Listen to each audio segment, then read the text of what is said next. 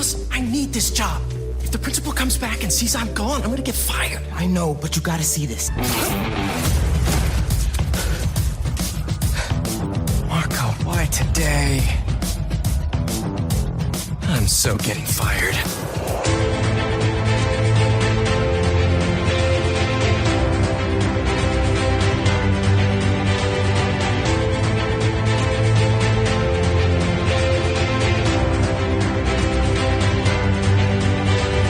Hello and welcome back to A Stark Contrast, where we discuss the differences and similarities from Marvel Comics to their MCU counterparts. And we are your hosts, Geoffrey and Dai. Hello. Welcome back, everybody. Howdy. Hello, Dai. Oh my gosh. So much news today. I know. God. So this episode went from like pretty packed to like tremendously packed to intensely packed very quickly. Yeah. But first and foremost, congrats. The major strikes are over. It's over. like congratulations to everybody, because that was truly a journey, and they're still kind of fighting. Yeah, so grueling. They're still working on the video games aspect, I believe, but it's not as nearly as intense as the writer and actor strike. Yes. But as you can see, that immediately cartwheeled and domino affected into everything. It's so now. much better. Yeah, it's 100% better. Things are quote unquote back to normal, at least where it's nice and dandy. Yeah. Everybody's just figuring out schedules now. They're like, oh, okay, let's get to work. Exactly. And so, of course, you know, like there's so many things to talk about, but we only have so much room. But I'm sure in the coming weeks we'll have even more details. But first on the docket, I have Pedro Pascal is basically at the finish line of signing for the role of Reed Richards, Mr. Fantastic in the Fantastic Four. You didn't have that in your cards, huh? I sure as hell did not. No, I never thought about it. I think we've talked about this before, where it was kind of like, oh, who would Pedro be? And I was like, I don't know, actually. Never really thought about it too deeply. And then it's kind of like, oh, right. Every major Star Wars person is going to come into the MCU already if they've not already been there. And he's a missing element because his boyfriend, Oscar Isaac, has been like teasing him about like, oh, when are you going to come be on this side? And so it seems like he finally got so funny. one. It's like, when are you going to be on this side? It's like the most important freaking character in all of it. That's also true. He's essentially, I think we could expect Reed Richards to be the new Tony Stark in a lot of ways. You know, people were always saying, oh, it's Doctor Strange. And it's like, well, not necessarily. You know, we need the genius like sort of brain, and Reed Richards in the comics is the most intelligent man in existence, more or less. Right? Oh, wow. Yeah. So it is a very important role. And so to see Pedro Pascal in it, it's definitely not expected. Not somebody I would have immediately suggested, and vice versa. I wouldn't have suggested the role for him, but can I see it? Sure. I'm totally open-minded. I'm down. You never know. And I was in the middle of talking to somebody, and the thought of Pedro Pascal like stretching came into my head, and I was like, oh.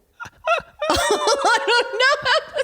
Because like when Johan Grufford did it in the first Fantastic Four films, it was jarring, but it like fit him because he is kind of cartoony, like the comic book version like was. The way like his features face is structured and exactly, it fit very organically in a weird way.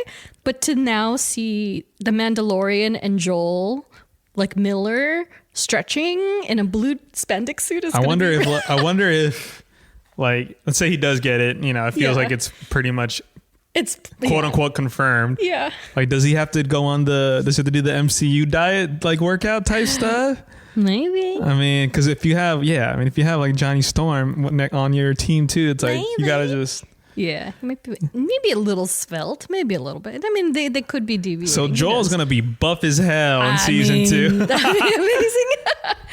And then, of course, you know, speaking of season 2, what if the trailer for season 2 just dropped, as well as the official poster, and it arrives 9 days in a row, starting December 22nd. It's like a nice little like 12 days of Christmas. Yeah, except 9 days. 9 days. And just before Christmas. Starts right before Christmas, but before the New Year starts. Right, exactly right. Yeah. So that'll be interesting. The trailer looked great. A lot of characters that did not expect to see in the fray. Like Bucky is like Winter Soldier. Yeah. And then like the Supreme Intelligence is there. Yes. And then a new character that they have just created for the series is in there. There's some rumors about the Phoenix in there. Like it's a mishmash of characters. Very exciting. And then before that, they dropped the Echo trailer, which is officially arriving. Oh my God, I almost forgot about the Echo trailer. Yeah, in series full, dropping January 10th. It's funny because everybody was hating on it for a second. Oh, why they need an Echo series? And then the trailer drops and everyone's like, I'm down. And it's like, and it's because I was speaking with a coworker about this. Like, it feels dark. It's so much darker than anybody Violent. anticipated, right? Yeah, Yeah. Not that Echo herself was like happy-go-lucky and Hawkeye. Like, no, she was But pretty she was grounded. raised by... But she was raised by Kingpin. Yeah. So the fact that they're taking a darker tone with the show, and she's not a hero, it is a villain show, essentially, is going to be interesting. And we already got a glimpse of Daredevil in the teaser. So. And then we have Vincent D'Onofrio and Charlie Cox reuniting again on screen. Yeah. Super stoked. Yeah. And then that brings us to the third trailer. Gee, oh my! This all came out in like a week and a half. In a week and a half. Yeah, my see? That's how you gosh. know the strike's over. Madame Web finally hit. My damn web! Oh gosh! Sony. So Sony dropped their trailer for Madame Web, arriving Valentine's Day 2024, Oh, wow. February 14th. Happy birthday to me, I guess, and Sam. Sam first, and then I'm the week after, right? Sam's is 22nd. Oh, is she 22nd? Yeah. Why did I always think it was the 14th? Well, happy birthdays to us Fair. both, I guess. We're getting a freaking Madame Web movie. And She won't be watching it. I'll tell you that. yeah, they showed the entire film in the trailer. First and was foremost. it? Oh my gosh. Did you Was see it? I mean, I watched it, but like, because I'm not familiar with the entire story of Sure. Madame Web and what she does. Yeah. And It's a huge storyline, and so they've pretty much tried to compress decades worth into this film, but also like the fact that they showed the payoff. They showed them in their spider versions. Oh, they did. I would have never, for a first look, like, Sure. no way, like never would have. I mean, put that in you there.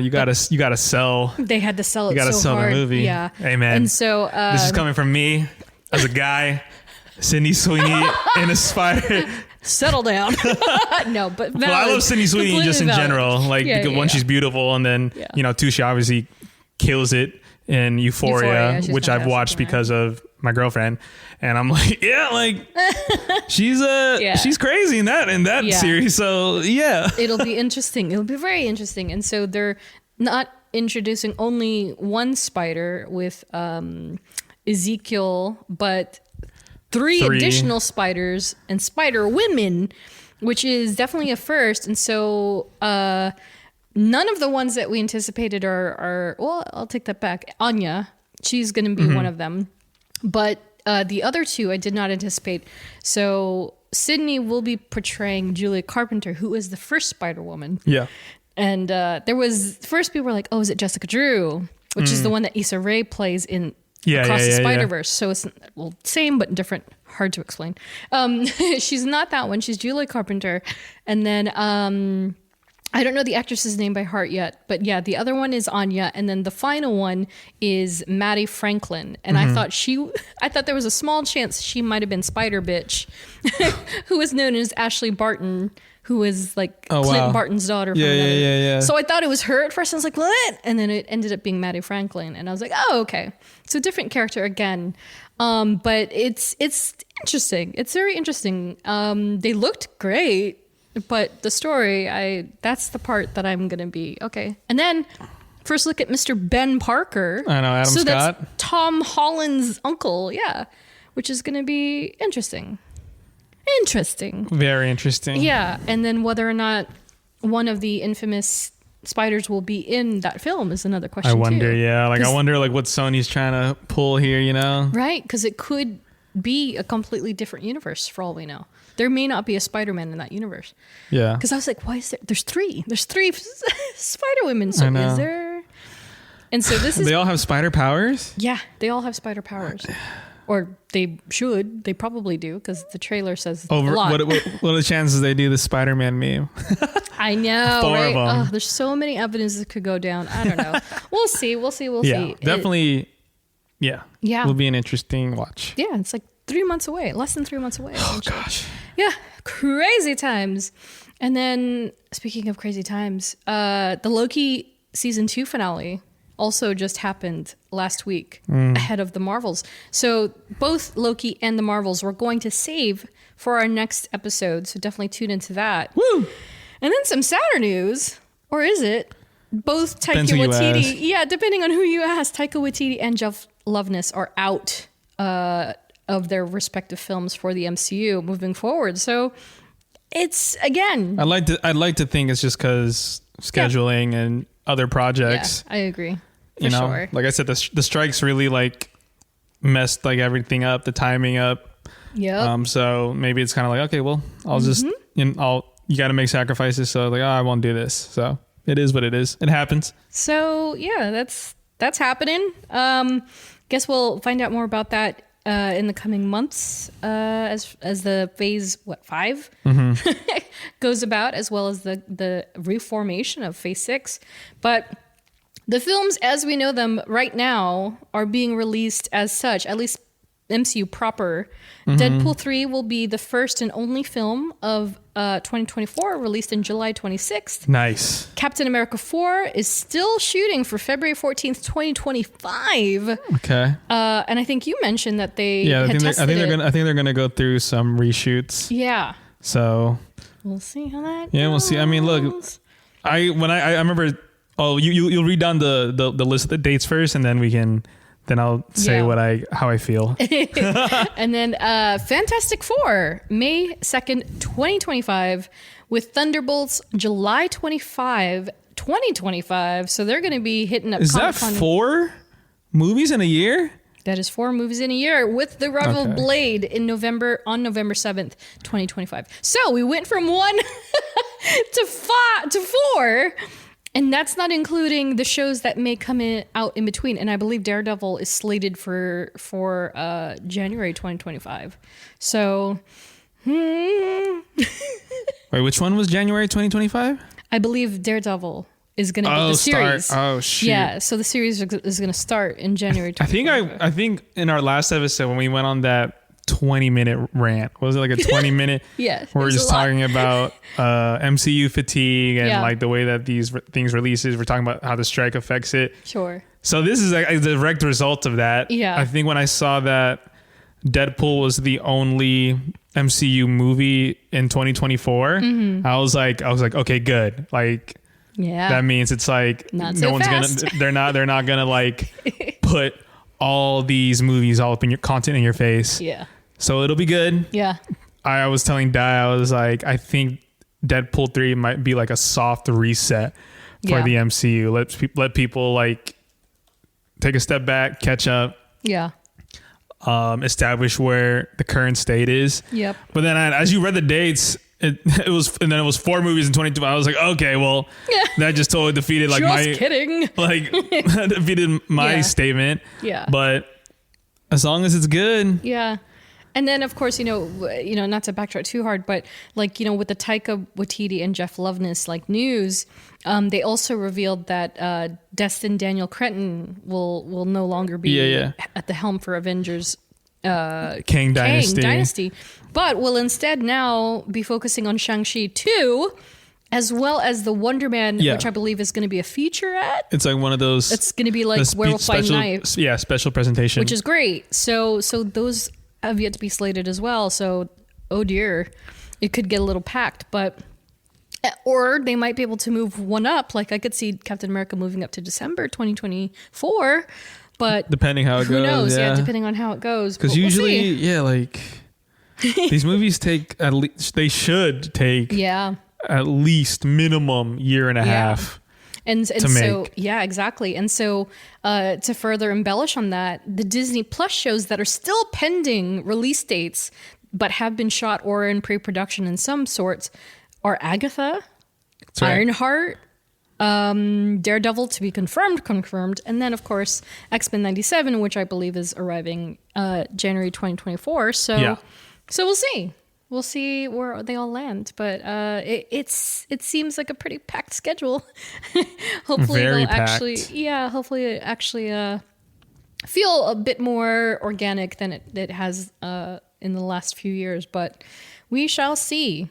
And so before we get into it for this episode, I just wanted to mention last that we have new podcast exclusives for our Patreon supporters. Woo! So it's the final swag for the year, and I have a couple of them here for you, Jeff. Yeah. We have 2 new decals/stickers, one featuring Jeff and I as our chibi version. Our faces. With our alter ego costumes on.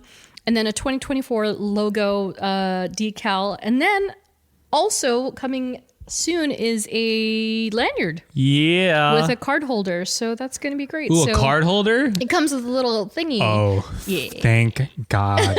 Do you need that Dude. for work? I tried to think practical. Dude, I keep my work key card Sure. and my work ID. Yeah. I just hold it. Oh, I don't have you don't have a thing. I don't have now. like a what is it called? The clip the clip thingy. Clip thingy. Yeah. Yeah, I don't have that. You're going to have one now, So, buddy.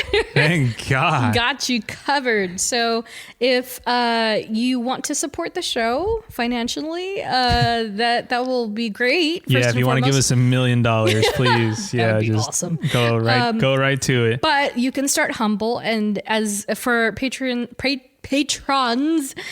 contributing $3 or more monthly, you will get these last minute merchandise item exclusive goodness bonuses, and we have a limited amount of them apart from the people who are already getting them. So if you're interested, please check out our Patreon link in the show notes.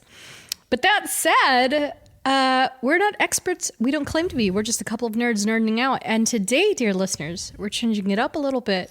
And we're going to nerd out all about Marvel's Spider-Man 2. Oh, yeah. Game of the year. Game of the year. It's Maybe. probably going to We'll happen. see. Yeah. I mean, yeah. What was it? It's in some good competition. Yeah. Zelda? Yeah, for Game of the Year, it's Marvel Spider-Man 2, Super Mario Bros., Legend of Zelda, Resident Evil 4, Oh, Resident Evil 4. Baldur's Gate 3, and Alan Wake 2. Alan the Wake. Yeah, that's right. Okay. So it's up there, and I've heard good things about a lot of these games this year. So pretty much. It's a little bit of everything for everybody. So we'll see if fan popularity takes over, if brand recognition takes over, or if straight up just Spider-Man takes it. It's dang good, but it is good. we're about to talk about it for a very long time. So you can tell we both enjoyed it. But first and foremost, so this is going to feel a lot like pretty familiar with our usual episode run, but we are going to hit some specific notes just entirely because there are people who are listening to the show who don't play the games, who won't play this game either. But you should. But you should. And even so, if you have to use a friend's PS5. Yeah, there you go. It's worth it. Just ask them to bring that or 10-pound steal it, baby whatever. over. Screw it. Steal it. And then return it. Yeah, so Marvel Spider-Man 2 itself is created by Insomniac Games, and the installment is a sequel to the 2018's Spider-Man as well as 2020's Marvel Spider-Man Miles Morales. And so I was very curious of the breakdown of how these games have sold, because like this is something that we don't talk about on the show, or at least haven't until this moment. And so you always hear about like how albums go platinum and such, right? Yeah. And so there's a very similar system when it comes to video games. And with Spider-Man, oh my gosh, this franchise is insane already. It's only been out for 5 years. Insomniac does not miss. Yeah, they have been really hitting it. So 2018, the first Spider-Man game sold 13.2 million units. I'm one of those units. I am one of those units as well. And then 2020's Miles Morales sold 6.5 million. I forgot that was released during the pandemic. Which is wild. Yeah, I think it was just like maybe 3 months in or so. I don't remember. Yeah. Something like that. Something like that. Yeah. So that was a perfectly timed game. And then, of course, the latest installment, Spider-Man 2, has already hit 2.5 million and probably surpassed it by this episode. I would say it's probably at 3 million already. I would say. For a total of a whopping 33 million units sold for this franchise in 5 years. That's wild. That's a lot.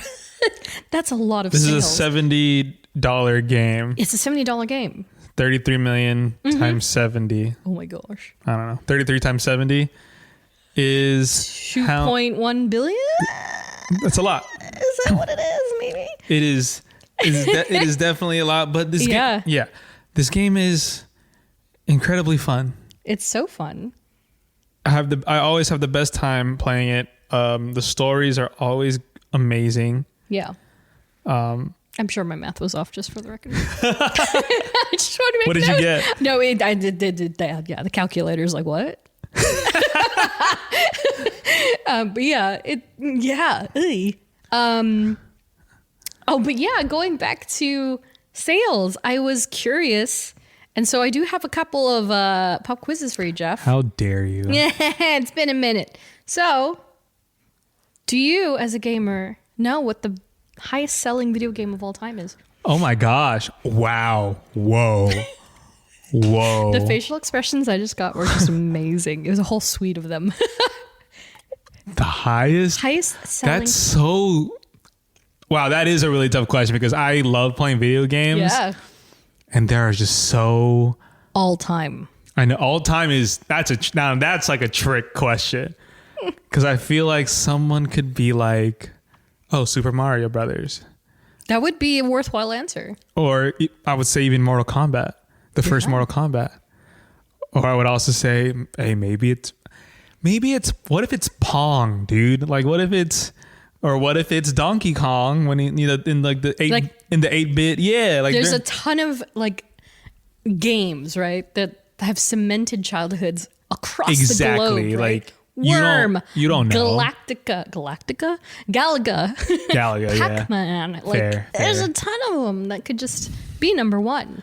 But do you have an idea of a definitive answer of what? I don't think it's anything in the last, I'll say 10 years. There's no way. Correct. I'll say that. Yeah. I feel like it's either an 80s or a 90s game. Maybe an early 2000s. Interesting. Now I'm just, oh my gosh. Okay, there's Pong, Tetris. I mean, hey, Tetris. Well. But I keep dialing it back. So we're like, okay, well, what console was it? Doesn't matter. All time. I know, but like there's a specific console that maybe like everyone just like, you know, whether it was like the Sega Genesis, that's a horrible example because that was not the most popular one, but Sega Genesis, Nintendo 64. Well, that might be, therein lies the answer. The N64. Because it's a game that has spanned all versions and also arcade cabinets. Okay, so it's not just one specific game. It's like a franchise of a game. It has been adapted across any known platform known to man.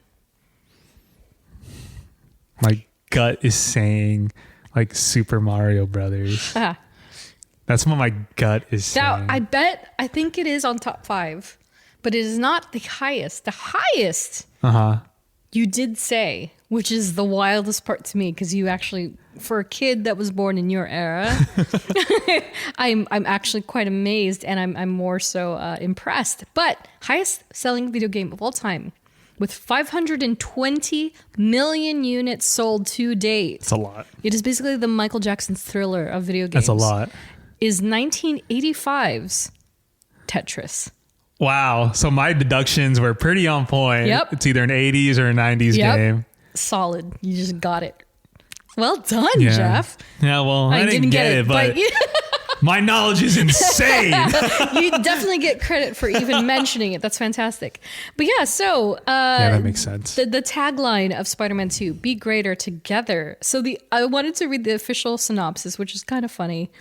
it's really like trying to like pitch it to you. So it's like Spider-Man, Peter Parker, and Miles Morales return for an exciting new adventure in the critically acclaimed Marvel Spider-Man franchise for PS5. Swing, jump, and utilize the new web wings to travel across Marvel's New York, quickly switching between Peter Parker and Miles Morales to experience different stories and epic new powers as the iconic villain Venom threatens to destroy their lives, their city, and the ones they love.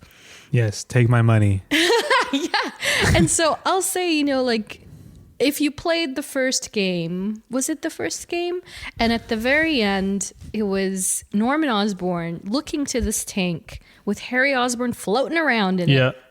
And the last thing you saw was the black goo, which everyone knows is Venom, like in the tank with him. Yeah. And I remember when I first played it and finished it, and I was like, what? Because I am a purist and also... Oh, and Eddie Brock, you're just a straight up, there's never been an iteration of Venom where Eddie Brock was not part of it. There's never been it. And this is the first time that they broke that combo. And so... people were probably like... yeah. Everyone was like, no. What is this? Because that changes the entire story, right? Or so we thought. And so, it was impressive to kind of like get the vibe that, okay, well, this is what's going to happen now. Yeah. Okay, got it. And so, you know, we'll get into this when we get to Harry and furthermore, but how did you, like, just very surface level before we get into all the nitty gritty, how did you feel going from the first game to Miles to this game? Yeah, so I'm a super casual, like, Spidey fan. So I know all the basics of it. So like you said, MJ, you know, the Gwen Stacy, the Eddie Brock, like those very surface level nuances. Yeah. So when I did see that Black Goose stuff, I was like, oh, Harry's gonna be Venom. It never like clicked with me. I'm like, oh, okay, yeah. I never thought it'd be like, I was like, oh no, they can't do that. Yeah. Because I'm just like, oh well, yeah, I know that Black Goose is a Venom thing. So I'm like, oh shoot, are they hinting at Harry being Venom? Right. So I was like, ooh, okay. But then hearing like a pure side of it, you're kind of like, it's like, oh no, that's bad. That's bad. Like people don't like that. Yeah. But I think when I saw him in the green tank for the first time, I was like, all right, he's gonna be the Green Goblin next game. Right, that's what we thought. And then I saw the black goo, and I was like, all right, maybe not. Yeah, it was kind of wild because like it was also one of those things where you don't necessarily. I don't know if you get this vibe when you play video games, but it's not like they all like they're not adding a stinger to lead into the next game, right? They don't do that. Like as a Tomb Raider player, for instance, or even Assassin's Creed, it's not like you end the game and they're like, here's a stinger that's gonna like directly correlate with the next part of the game. It doesn't happen that way. Yeah. You know, Last of Us, sure, but not entirely. I actually did, after the game released, I did watch a couple of interviews with the game director, Brian Intihar. Yeah. And he was talking about, I think the interviewers asked him about like, oh, so we saw at the end of Spider-Man PS4, like the black goo was in the tank of Harry, and then he had said, he's like, yeah, that's what we wanted to do from the start. So crazy. We knew Harry we knew we wanted Harry to be Venom in the next game. Yeah. And that was all they had. They just, now it's like, okay, how do we get there? Yeah. So and so it was interesting that they not only made everybody wait because you had to play through the Miles Morales stuff first, of course, but also that it worked. It worked. I think it does. So yeah. Also, I hope people know that it takes a very long time to make video games. I was like, wow, they really thought it through. But yeah, if they went from that to like, we want to do it, but we don't know how. Yeah, they pulled it off. And then on top of that, the Spider-Man PS4, it came out only on PS4. Exactly. So if they were to do immediately a PS5 after that, it probably wouldn't have been as good because the PS5 had just come out. Yeah. In 2020. Yeah. So they didn't know what the capabilities were. So they experimented with those capabilities of Miles Morales. And what they learned from Miles Morales, now that team can bring on to Spider-Man 2. Yeah. And then if they do get a chance to do Spider-Man 3, which is going to take years, Maybe it is Green Goblin. I don't know. I don't know. Yeah, that's sure. what it feels That's like. what it feels like too. What Yeah. it feels. Just so- for heads up, the God of War PS4 that came out in 2018 as well. Yeah. I think the sequel to that, Ragnarok, Yeah. didn't come out till 2022. Wow. So Yeah. it's a good 4 years. Yeah. It's a while. It's And it almost has like the same concept of like open world type. So right. it's a lot. It takes a long time. Yeah. And now Wolverine's gonna come out after this, but we'll talk about that later. Yeah. And of course, before we get too deep into the weeds, introducing our Spider-Men. Peter Parker, voiced by Yuri Lowenthal, and face modeled by Ben Jordan, who is the newer face that people may or may not have known. This was not the original face for Peter Parker. It's a whole thing. Yeah. But Ben Jordan is the face that you see now that is, quote unquote, kind of like Tom Holland, but not Tom Holland. I don't know. If you see a picture of Ben Jordan, Yeah. you see where they pulled him from for Peter, but he doesn't look like Tom Holland to me. So that's just a personal opinion. But we also have Miles Morales, portrayed by Najee Jeter, both in voice and face. So he provides both, sources of material for the character.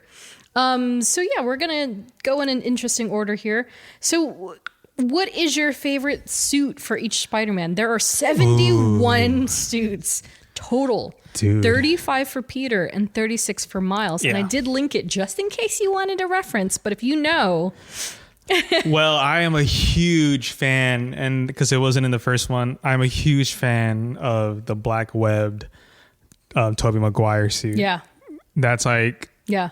one of my favorite suits. So I have been using that. Did they not have that version? They didn't have that. They had the silver webbing, or was it even silver? I think they just had the regular Toby suit, Yeah. but they didn't have the black suit. Interesting. So Yeah, I've been using that a lot lately. Yeah. So that's funny because I, as a huge Andrew Garfield fan, I have been using the Spider-Man 2 one. Amazing Spider-Man 2 one. yeah, I've been going back and forth a lot Yeah. between the Looks so good. the Andrew Garfield ones. I digress. I think my overall favorite, tied for overall favorite, is indeed the new red and blue Tom That one Holland looks so one. good too, man. And it hasn't even had screen time yet. It's only had like A minute. 15 seconds Nah, yeah, not of even a minute. on-screen time. Yeah. And it looks so In good. No Way Home. Yeah, it looks it's classic. It's classic. It looks That's like Spider-Man right there. that is head to toe. That is what Spider-Man's suit looks like. No So deviations. Yeah, and Oh, so man, it it's looks- like a living Alex Ross painting to me. And Alex Ross is, again, he's one of these classic artists who has painted numbers and numerous like superheroes over the last few decades, and it has the right amount of sheen and the right amount of like, it's just so beautiful. And so I've been using that one a lot for sure. But I haven't tried them all out. I will admit that much. Like, I've looked at them obviously, but I've not actually played with them. Mm-hmm.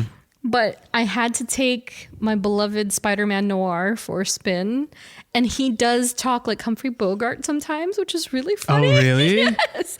He's done it 2 or 3 times, but he obviously couldn't record an entire suite of dialogue like, here, see, like he doesn't do that, but he says some things like wow. Spider-Man Noir would. Not Nicolas Cage, but Spider-Man Noir. So he has a 1920s sort of vibe about him. And it's like, I think when I first put the suit on, he perched on top of the building and he was just like, all right, let's see what we got here. And I was just like, what?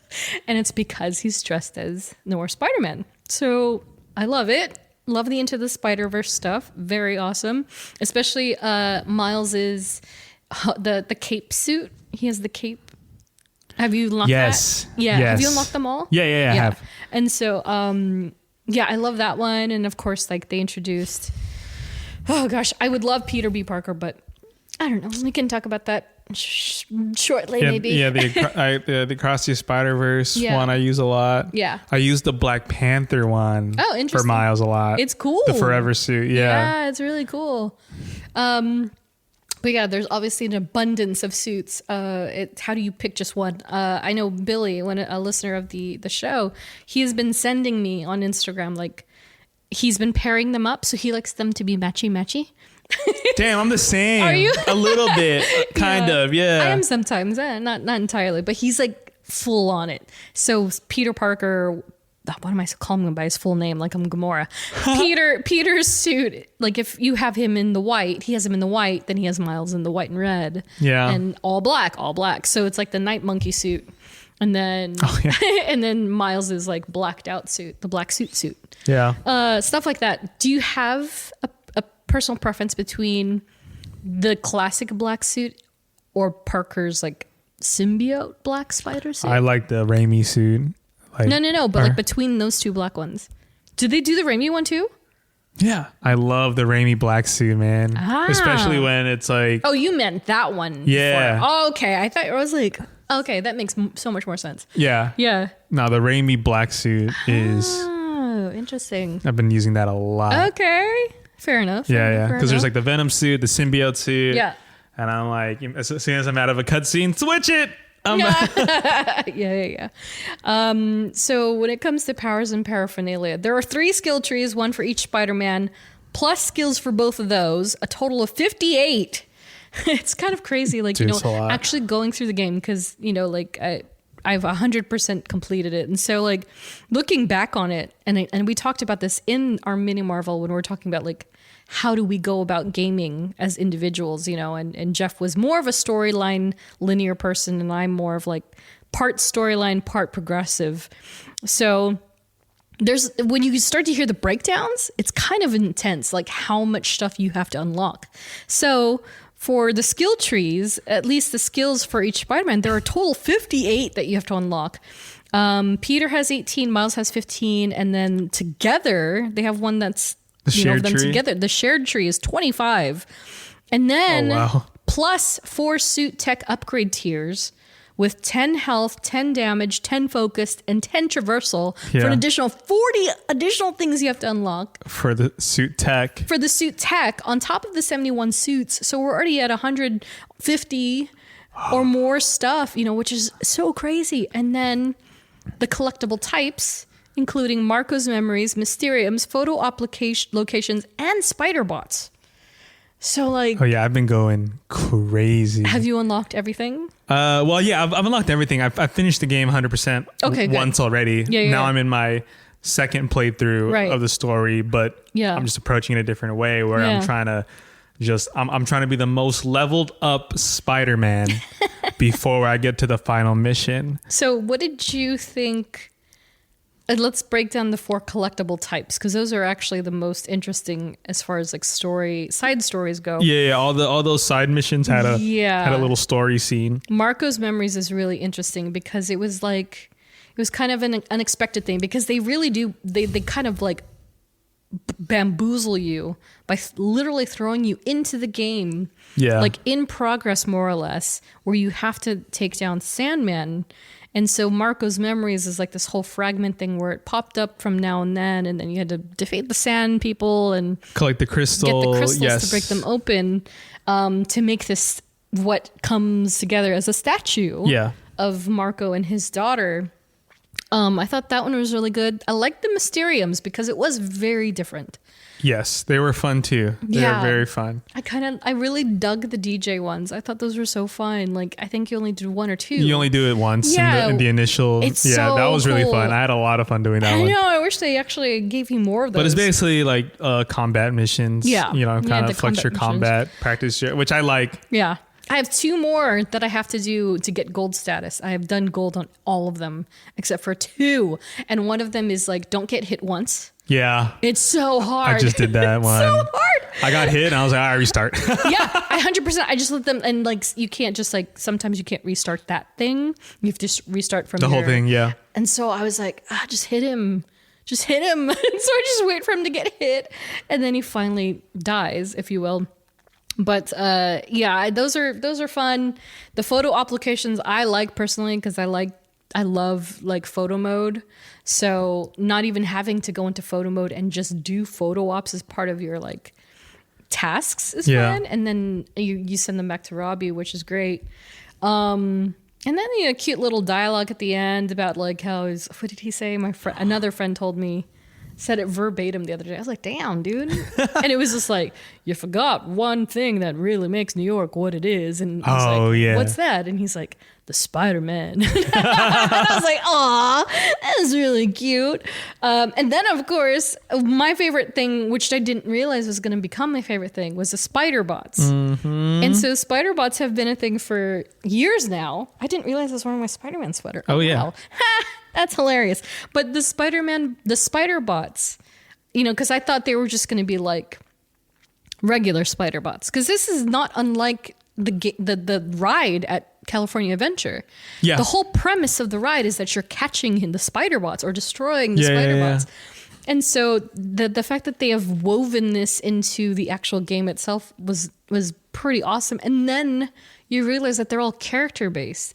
The J. Jonah Jameson one is still my favorite one. He's so funny. Hilarious. I loved the Spider Ham one too, which I thought was adorable. There's a Scorpion one. Yeah, Mysterio.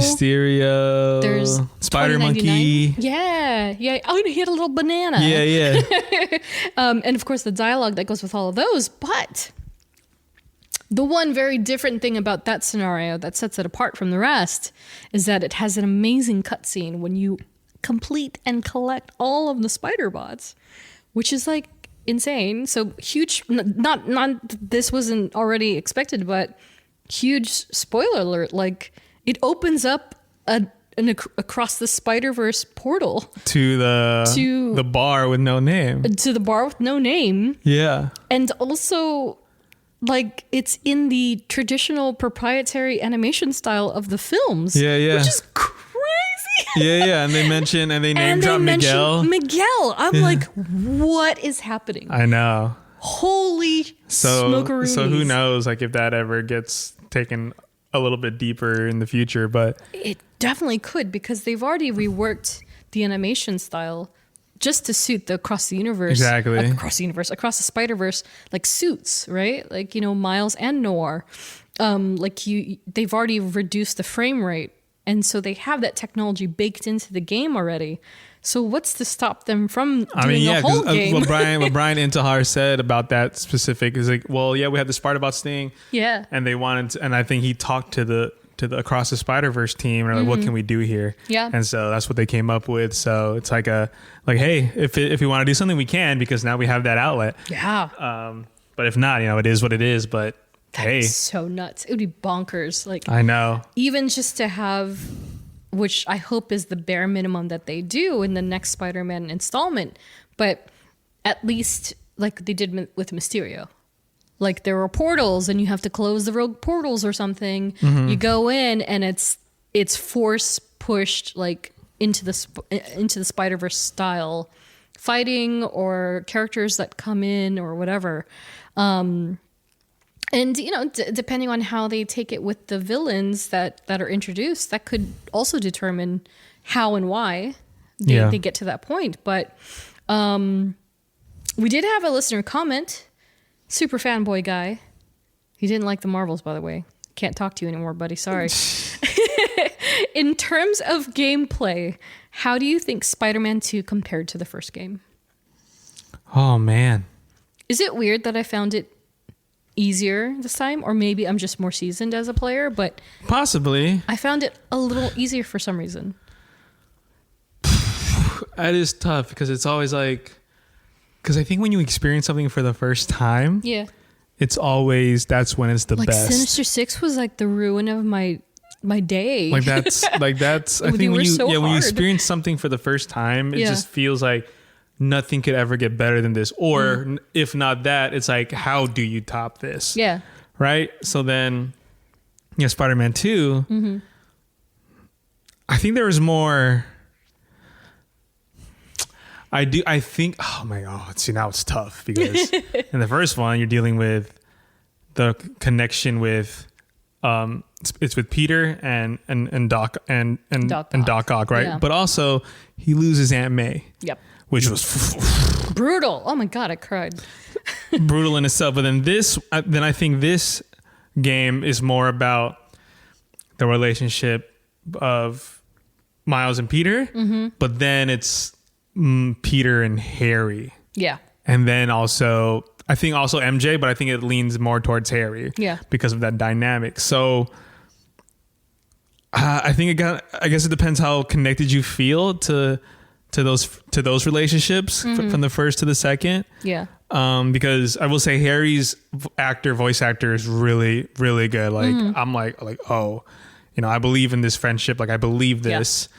And I'm all like, there's a point where I was like, yo, Pete, give the suit back, dude. Like, yeah, right. Like, come on. Yeah, 100%. Help your boy out. Or even the way he was like treating MJ. Yeah. He was like, he's like, God, MJ, I can't believe you wrote that. You published that on it. I'm like, bro, she asked you to read it. And you didn't read it. Yeah. I'm so tired. I'm going to go to sleep. I know. I was like, oh my God. This guy's a menace. He's a menace, capital M menace. So, but to answer the question, gameplay, because there's also a lot of things that the mechanics that they didn't roll over from. I think the gadget wheel they took out, which I'm like not mad at because I remember fighting in the first one and like I'm like, oh, I have gadgets, I should use them, but I have to like hold something down and then scroll to it and then I do it. That I was not a fan of. Me too. And also I thought it was interesting that they didn't put the dialogues on the screen until like you'd completed a certain amount of them. Like I never saw it on the bottom right. It didn't come up until I had locked in a certain amount of them. Yeah. And then they were like, oh, by the way. And I was like, oh, you couldn't tell me that the entire game? Like, I'm not sure. It was interesting. Yeah, though. but it was interesting. I mean, I do like how like that the gadget mechanic is a little like more intuitive. Yeah. Compared because I remember playing Spider-Man like 1 and I barely used gadgets. Yeah, because I was like, in the middle of a fight, and there's like 20 guys like trying to kill me. Yeah, I'm like, oh, I gotta hold it, and then it's like in slow mo, and I'm like, which gadget do I want again? Which one? I was like, oh, this one. Yeah, and it's like 8. You have like 8 gadgets to choose from. Yeah, so I was like, maybe that's why it's easier. Quote unquote easier. Like it might not be easier. It's probably just because their mechanics. Everything is just more intuitive. Where it's like you just the L1 triggers the like the powers of each Spider-Man, whether it's a symbiote, the arms, or the lightning, and then the R1 activates the gadgets. Yeah, and you're like cool, and that's it. And then L3 is just boom, kill everybody. Berserker mode. Yeah, exactly. Yeah, so maybe that's why it's more intuitive and but I will say I suck at parrying. I suck. I cannot get my timings right ever. I actually got that. I still suck at swinging though. Like I've never been good at swinging ever. I don't know why. Oh really? Yeah, especially if I try to change the camera as I'm doing it, especially if I'm going around the building. Oh dude, I screw myself every time. But I can get the parrying. I can't get the parrying. I always just end up like, all right, screw this. I'm just going to dodge.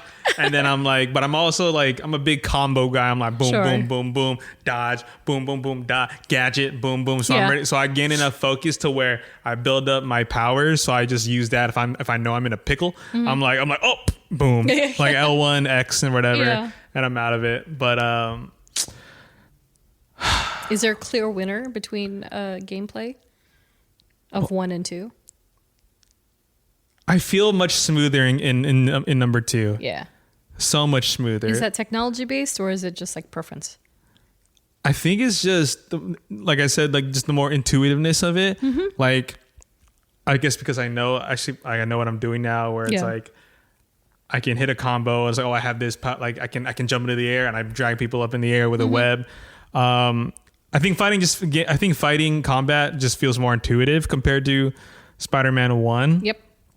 In my opinion. So yeah, I think it's I think it's an improvement from Spider-Man where Spider-Man 1 had like, let's say it was like 10 steps. In Spider-Man 2, I think they cut down a couple steps to where you can get to that destination a little quicker. Yeah. Like you don't have to like think. So like you can just like fight. And you're like, but it's easy to intuitively be like like, oh, I should use this in this time. Technology has changed. They've learned where to make things intuitive and just smoother. Yeah. Overall, just smoother, which I certainly appreciate. Aw, for me? You shouldn't have. So family, friends, and affiliations. This one's really packed, and I tried to just minimize it to characters that are really pertinent to the storyline. But I did want to just mention the ambient characters that you don't necessarily play. So NPCs in some way. J. Jonah Jameson, Danica Hart, Aunt May, and Jefferson Morales. Portrayed by Darren DePaul, Ashley Birch, Nancy Lenari, and Russell Richardson, respectively. I thought they were really great, especially because, you know, they more or less brought them back from the first games. And I say games because both Miles and Peters. But here is a fun pop quiz for you, Jeff. Do you remember? So for the unfamiliar, you get prompts as you're playing the game naturally from the Spider-Man's phone or app. Yes. And so J. Jonah Jameson and Danica Hart both come up at times. Yes. Just to kind of chime in with like a yeah. podcast plug. Just like a duality of media coverage. It's hilarious. Yeah, media coverage, exactly. Which is awesome. And so do you remember what their podcast names are called? Oh, the Danicast. Okay. That's Danica. You got Danica's. Okay. And then what's JJ's? Oh my God. Oh my gosh.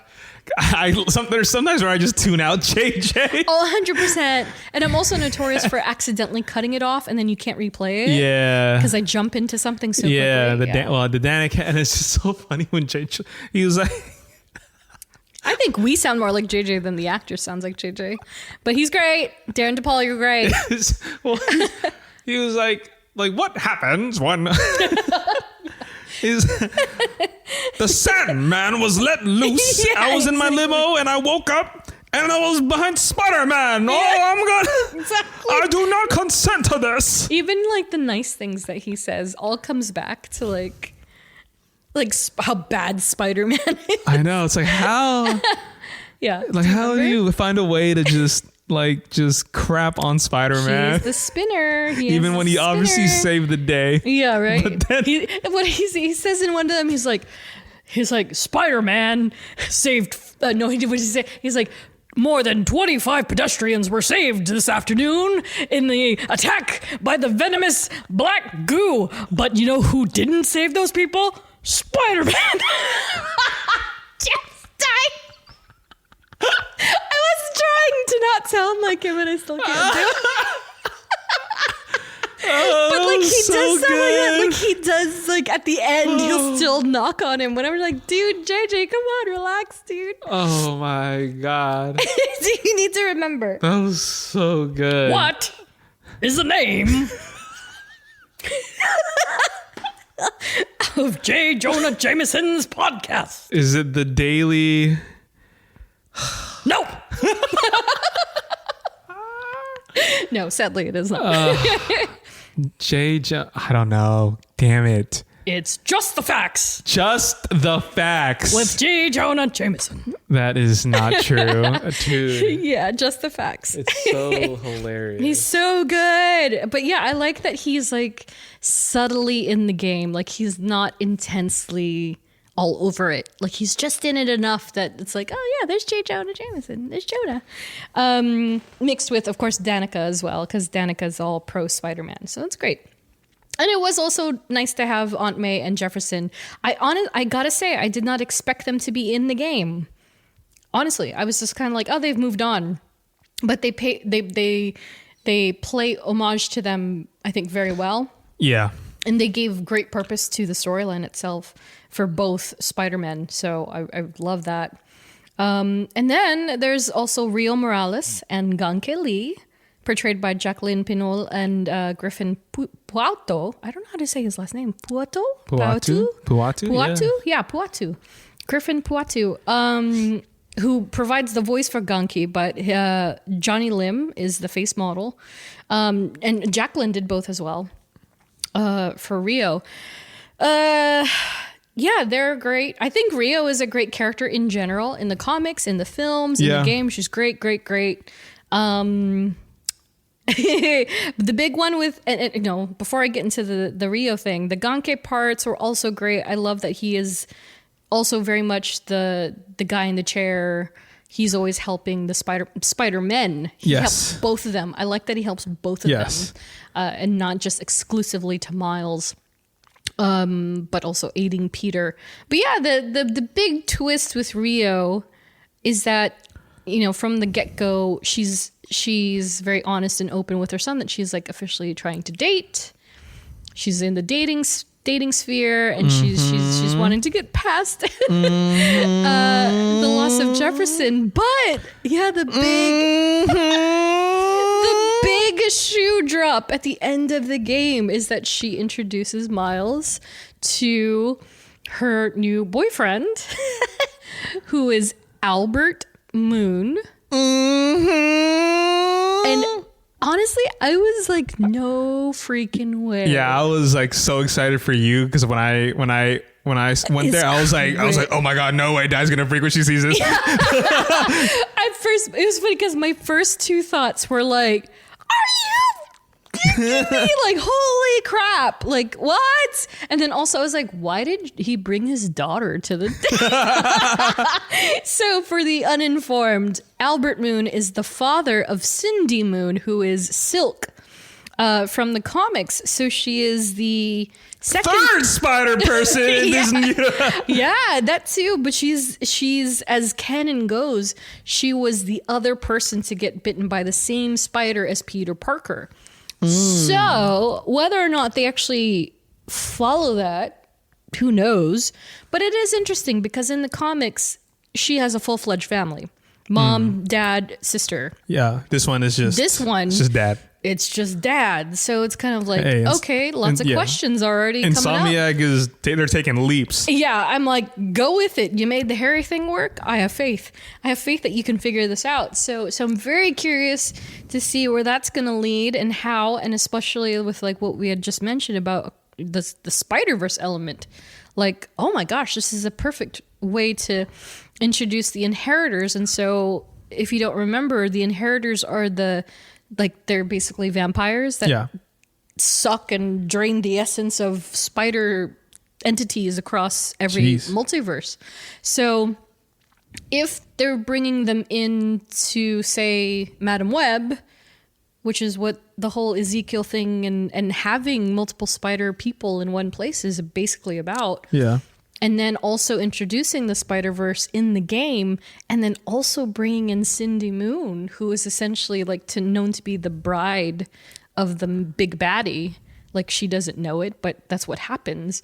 Like, this could all be, it could all be tied anything together. is possible. Just gotta trust it. I mean, the game probably won't come out for another couple of years, if anything. I don't expect it for at least 3 more years. Yeah, at least. But yeah, I saw that. I was like, oh, okay, cool. Yeah, Albert Moon, and he's like, oh, this is my daughter Cindy, and I was like, oh my god, exactly. I was this like, is Albert and his daughter Cindy. I was like, shut the front door. I was like, what? And like in my first meeting, I was like, oh, Dai's gonna love this. It's so crazy. Oh my gosh. So yeah, that's a huge look. Can't wait to see what happens with that. I'm sure it'll be awesome. This could be the first time we actually get gameplay with a female spider. I mean, we'll see 3 spiders in a game. Or maybe 2. Like, they might just... Oh, because technically, Peter's technically retired. Yeah, so... Wow. We'll see. But we'll see when Norman comes back as green. I'm just... Possibly. We'll see. We'll get there. That'll be interesting to see. And then, of course, there's Yuri Watanabe, aka Wraith, portrayed by Tara Platt. And Karen Fukuhara actually is the face model for Yuri. And if you didn't know, Tara Platt is also Yuri Lowenthal's wife. Love that. Peter and Yuri Are married in real life, which Nice. is kind of funny. So yeah, her entire side quest, it was interesting because to your point about sticking linear with the story, I was kind of like, I don't want to really do the Wraith stuff now. I just want to do the main story. Yeah. But then I was like, okay, let me just get a little bit into it because there's clearly a reason why that's happening. But I really didn't finish it until after I finished the story. And so I had made the distinct error of looking up because I don't know, for some reason I fell down Felicia Hardy land. I wanted to learn more about the face character and the face characters in general. And so I watched this video and I was like, oh no, I've done a mistake because I saw characters that I hadn't seen yet. And I was like, I'm going to have to go back and play the game first. And so I had to, that's when I officially was like, I'm going to finish this game 100% completion because otherwise I would not have realized that that Wraith actually leads into the cult, which is part of the Flame, who is Cletus Cassidy, who is Carnage. I was like, okay, talk about another I know, plot twist. that got me too at the last mission where he said the mission statement is, hey, I will incur something and carnage. And I was like, oh my God. Yeah. And I was like, my first reaction was like, oh my God, the third game's going to be insane. Yeah, exactly. That's immediately what I said. So I got as far watching the face model video. I got as far as to just seeing Cletus Cassidy. And I barely saw his face before I was just like, wait, nope. I like slapped it away. I was like, okay, I'm not going to watch the footage or anything. And then I when I played the game and I got to that part, I was like, oh my God, it's turning red. Because, Carnage is red. It's a spawn of Venom itself. And so for it to turn red and then for him to be the Flame and I was like, dude, this is so crazy because it really fits. Because in the comics, he's just a crazy hick. You know what I mean? Okay. He's just a crazy hick. But in the game, for them to really cleverly spin it out that he was a cult leader and then he gets his hands on the goo, if you will. Because, they kind of did just kind of brush off some parts. And for him to kind of come across it is wild. I was like, okay, well played, Sony. It's pretty dang good. But yeah, who of course is portrayed, Cletus himself is portrayed by Chad Dorick, both face and voice. So the thing to remember about these characters is that when I say face model, it's like it is really truly their features. They just make them look like the character. So yeah, so Chad is Cletus, and I guess we'll see how much of Carnage we see, or if we get a DLC in between, like we did with Spider-Man and Miles Morales. Yeah, that too. Yeah, well, I guess we have to see. So who knows what could happen? But he's definitely a headliner for the next game, if and when. And then to finish off our family, friends, and affiliations portion, listener comment from Andrew Frank 17 Instagram. He just said Howard, and then he put the sad face, and I was like, oh no, because another friend had asked me like, oh, when you played the Howard side mission, who did you play as? And I said, oh, I played as Pete, and I guess he had played as Miles, and so it's a little different. But knowing Howard from the first game, who is essentially what do we call it now? Unhoused man, sort of. Oh, yeah. Who has pigeons, and he takes care of the pigeons around the city. And so in the first game, like, oh God, I hated that mission. You had to catch the pigeons. Yeah. Oh my God, they're so frustrating. Come here, Pidgey. Come here, Pidgey. Because again, I suck at swinging. And so like trying to keep up with the pigeons was tough, but that was the whole thing from the first game. And so in this new installment, you could already tell he's kind of got a bit of the dementia going on, and he's like drifting, and I'm like, oh my God, he's like this unhoused older man, and so he wants you to take care of his family, which are the pigeons, and then by the time you get back, he has passed away. I know. I was like, oh my God, but that wasn't even that was bad. That was sad. Yeah. But the grandpa one. Which grandpa one? Did you not do that one? No, I probably did. Remind me. Oh, the grandpa one where you have to find this girl's grandpa. Oh yeah. Oh my god. I was like, okay, yeah. And I was, we're sitting down, we're talking. And I was like, oh my gosh. I know. I was like, when he was like, you ever been in love, Spider-Man? I was like, oh my gosh, you are not. Yeah. And he's like, I met my wife here. And I was like, oh god. So I would imagine that people, like maybe even multiple people that were crafting this game had lost grandparents or even parents over the course of the creation, and they were like, hey, can we do this? And they were like, oh, of course. And it made for beautiful little side missions, which is like, oh my god, yeah, that's almost forgot about the grandpa. It was so good. But then to do the grandpa one and then like later on do the Howard one, I was just like, dude, come on. This is I was like, what the hell? So brutal. Oh my gosh, so good though.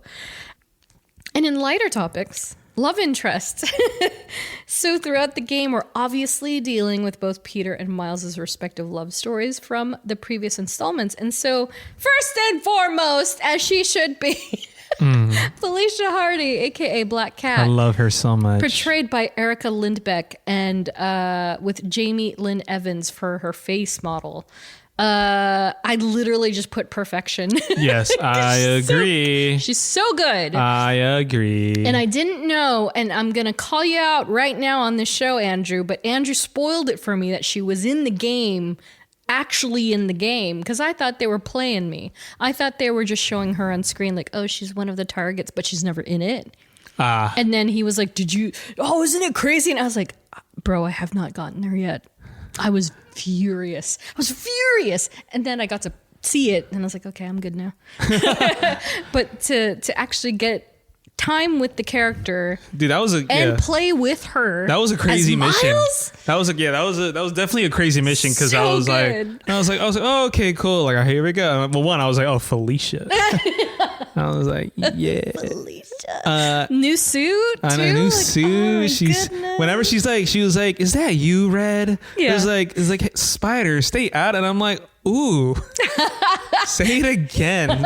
Slowly. Oh my god. It's so good. And then like she was just like very like her dynamic with Miles is like instantaneously lovable. Yeah. Because she's like, what are you doing here, kid? Oh, my favorite piece of like whatever. Mm-hmm. Oh my god, what was it?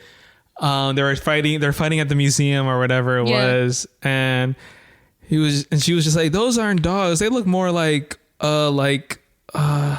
seals or whatever. Like seals, and then Miles was like, "Did you know seals?" Oh, yeah. I was like, "Oh my gosh, I was like, so what? cute!"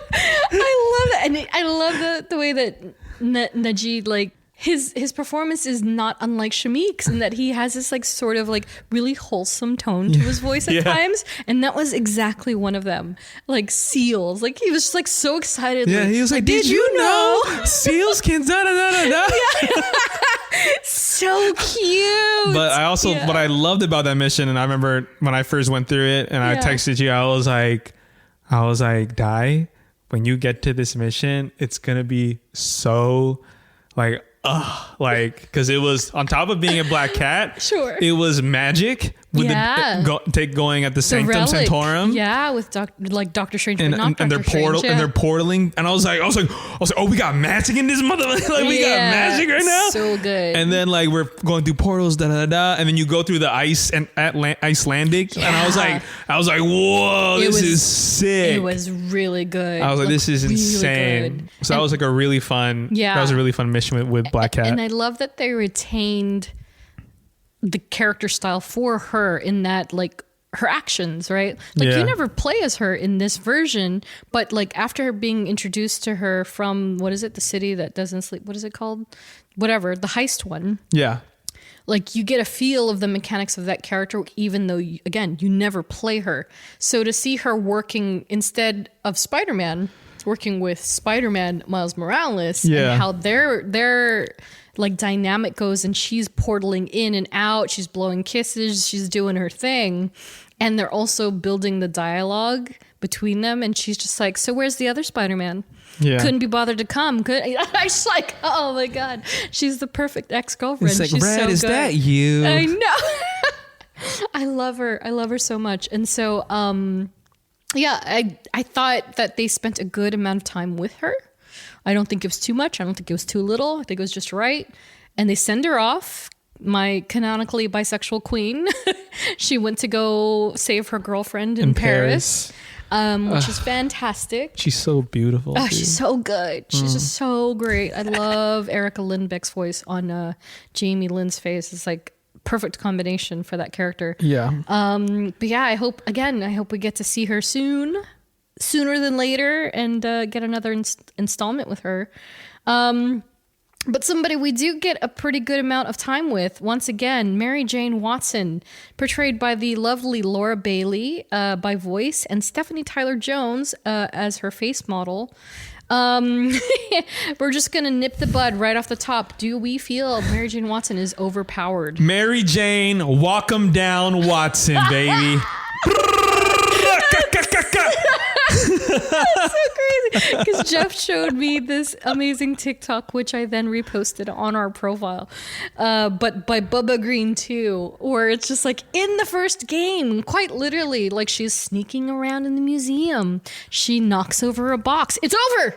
I know. You failed the mission. Yeah. But in this one, you straight up believe that you are in like The Last of Us Part 2. Dude, she stood on her business. And she has a taser gun, a sonic gun. Yeah. And that's it. But Homegirl is still taking down hunters. She's taking down symbiotes. And you're just like, what? Granted, yes, when she's taking down the hunters and she gets shot, she's down. Sure. Which is great. But she can take a couple. But with the symbiotes, she was taking a couple of hits. And I was like, I don't know. Dude, that's the training with Sable. Yeah. In Simcaria. Yeah. Dude, Mary That's so Jane, funny. walk 'em down, Watson, bro. She was on her John Wick stuff.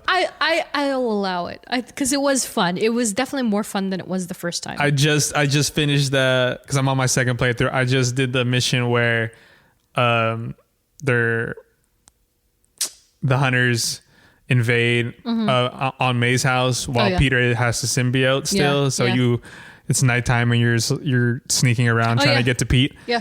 And bro, I was just like, I was shooting, webbing, takedown, dude. I had no fear. When it came to MJ's missions, are you more of a I'm gonna sneak and I'm gonna go behind the bush and I'm gonna like quietly tackle, or you run in and you're like? I'm definitely a fan of the sneaky sneak, but I love having that like option to be like oh shoot, I'm like in a pickle. Like I'm just gonna shoot you down. For sure. Like there's that one when you reach the backyard and there's two of them, and then there's like the little like archway, and you have to like go between the picket fences, and you can throw some stones. Yeah. But one of them won't come all the way out, and then you got to figure out like, okay, if I'm gonna take down this guy, the other one's gonna respond. So that was one of those moments where I would just kind of just go for it. 100%. That's what I did. I think I just did that. And but I think 90% of that, or at least her scenarios, I was sneaky. I was 100% what I do in The Last of Us, which is like creep on behind and then boop, boop, boop, down. Boop, boop, boop, yeah, her down. takedowns are nasty too. Yeah, it's pretty good. Very impressive. And again, like I wrote here, like it was definitely an upgraded experience from Spider-Man 1. Yeah. Because I felt like in Spider-Man 1, and clearly there's a reason why she's not quite amplified. But like oh God, I can't tell you. Every time they made you switch, I was like, God, I want to do this. It's dumb. Yeah, I think it was because you weren't able. You were only able to do so much. Yeah, and she couldn't even run. She was just like, I'm gonna. It was kind of just like I gotta sneak around, but now it's like I can sneak around and I'm gonna kill your ass. Like I'm gonna kill you. Yeah. So appreciate it. I appreciate it. But of course, the best part, which I didn't see coming. I didn't see coming either. But also semi-expected, but didn't see coming, was that Mary Jane obtains one of the symbiotes, or is like imbued with one of the symbiotes, thanks to Venom, and she becomes Scream. Yeah, that was intense. I was like, oh my god. Yeah. My first thought, I was like, damn, we gotta beat down my girlfriend right now. This is crazy. Yeah, man, it happens. And it was, again, this is another perfect entanglement as far as them putting together a yeah, like it makes character. sense. It made total sense. Because usually Scream is someone else. Totally, right? And we talked about Venom in way back in season 1, episode 13 of this podcast. And so Scream itself is also obviously a powerful symbiote, but it's one of Venom's children. So it's spawn of Venom. And so the fact that they very cleverly took it, and then he used it as a vehicle of revenge on Spider-Man, knowing that it's his girlfriend. And then she turned into an insufferable, like hurtful, like entity. That's crazy. And she was saying everything. It's like how they say about drinkers, right? Like all the truth comes out. The symbiote got you saying nasty stuff, bro. Yeah. What about my dreams? It's always about you. Why do I have to work for a man I hate to help you pay for the house? I was like, oh, shit. My first time playing through, I'm fighting, right? But I'm also like, I'm like focused, but I'm also like, yo, she's saying some wild stuff. She was like really like, I'm trying not to die right now. I know, and I died a lot. She really got me. Like she got me. I did. That's why this second time around, I'm making sure I am just OP as hell. She was tough, but like she was really being mean. She was. I was like, oh my god. Yeah, it was really awful. But I mean, I thought the lizard one where that's no wonder your family left you. I was like, yeah. I know. I love the lizard. We're gonna get to him in a minute, but yeah, MJ was like as Scream again, like wonderfully crafted. Like they did really well by her. I think, obviously they cut around the corners a bit, like after she lost the symbiote, and like it was just gone. I was like, what? And I'm wondering, is that the one that Cletus got? Did Cletus get... That would make more sense to me because, like, quite literally, he gets her out of the symbiote and then it's just disappeared. So I was kind of like, okay, come on, guys. Like, you're what? You went all that way, but you just kind of... it's somewhere. I gotta go. Bye. But I thought it was fantastic. And Laura Bailey did a great job. She's great in general. She's obviously one of the most iconic voice actors of this era. So kudos to her. Do you think we'll see MJ along with Peter in the next installment? I think we'll see them. I don't know to what extent, but I think they'll make it. I mean, they have to. Like they have to. And now she lives with him. So yeah. Interesting. And then that leaves Haley Cooper, portrayed by Natasha O'Feely, both voice and face. And she's, of course, a derivative of the Miles Morales game. Mm-hmm. Absolutely love that character. She was one of those characters that I wasn't sure was going to manifest to be anything bigger than just like sort of like a person that you meet. Yeah. But by the end of the Miles Morales game, of course, she like becomes the love interest, which is really cute. Yeah, super and then cute. She's like an actual love interest by this second game. But yeah, she's essentially an integral part to both the deaf and local art community as far as this game is concerned. And yes, Natasha is also deaf, so it's all legitimate. That the ASL that she does in the game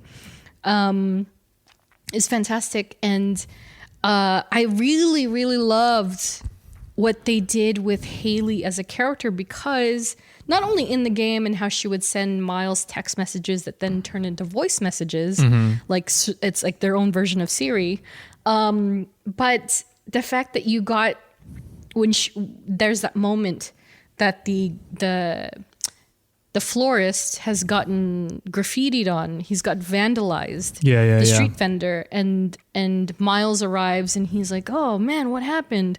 And Haley's like, "Oh, let me explain."